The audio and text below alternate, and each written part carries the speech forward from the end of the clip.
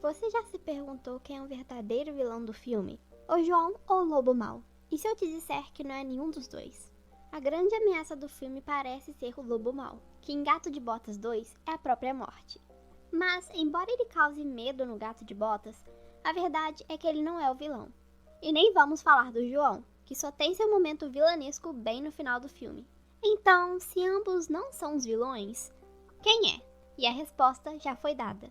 Mas, embora ele cause medo no Gato de Botas, como o medo é o grande vilão do filme.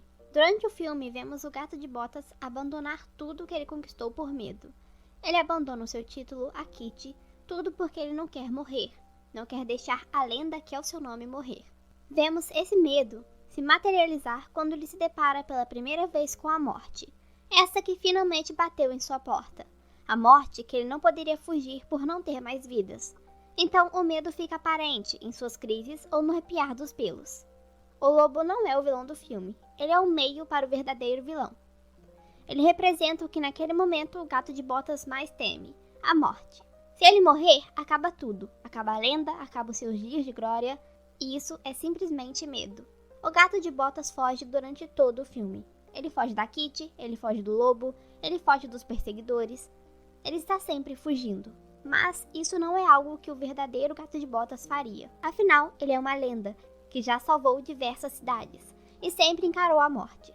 Mas, óbvio, isso tudo porque ele tinha vidas para serem gastas. A partir do momento que só se tem uma vida, o medo de perder ela inunda todo o seu ser. E você quer escapar. Escapar do que te causa ameaça. E como o grande dilema do filme é sobre viver sua vida o máximo que pode, aproveitar ela e não se prender a uma ilusão, afinal só temos uma vida, então nada mais justo que a representação do medo que temos de viver, fazer tudo o que quisermos, ser a morte, pois ela é o fim de toda a jornada, seja ela gloriosa ou simplória. Pense comigo, se o Gato de Botas tivesse todas as suas vidas, você acha que ele fugiria da morte? Eu acredito que não. Afinal, ele só fugiu agora porque ele tinha medo de perder a sua única vida.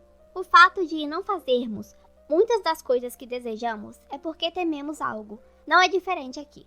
O lobo mau é o medo mais cru da humanidade. O medo primitivo que temos, o medo que assombra todos, o medo da morte. Vemos no final do filme, durante a luta entre o lobo e o gato, que o gato não tinha a menor chance contra o lobo. A morte era muito poderosa. Não tinha como vencê-la. Mas, e vencer o medo da morte? Isso é possível.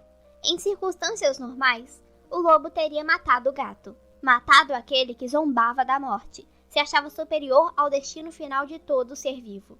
Mas o gato do final, ele é diferente. Ele conheceu a morte, temeu a morte e venceu o medo da morte. Por isso, ao olhar nos olhos daquele gato, ele foi embora. O gato não venceu o lobo, não venceu a morte. Ele apenas venceu o medo que tinha dela. O medo de não ser mais a lenda, o medo de compartilhar sua vida. Ele venceu o medo que o assombrou durante o filme inteiro. Mas ele não venceu a morte, ou melhor, o lobo. Então o lobo não é o vilão do filme. Muito menos o João, que só queria um desejo egoísta.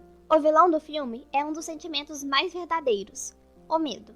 Gato de Botas 2 trata-se muito sobre questões emocionais, traumas e desejos, não sobre vilões malvados. Podemos dizer que os conflitos dos personagens são os verdadeiros vilões. Mas como a grande estrela do filme é o gato, e quem se opõe a ele é o lobo, a própria morte, e como sabemos, todos tememos a morte, então o grande vilão é o que rodeia todos nós. De formas diferentes, causas diferentes, mas não deixa de ser o puro medo.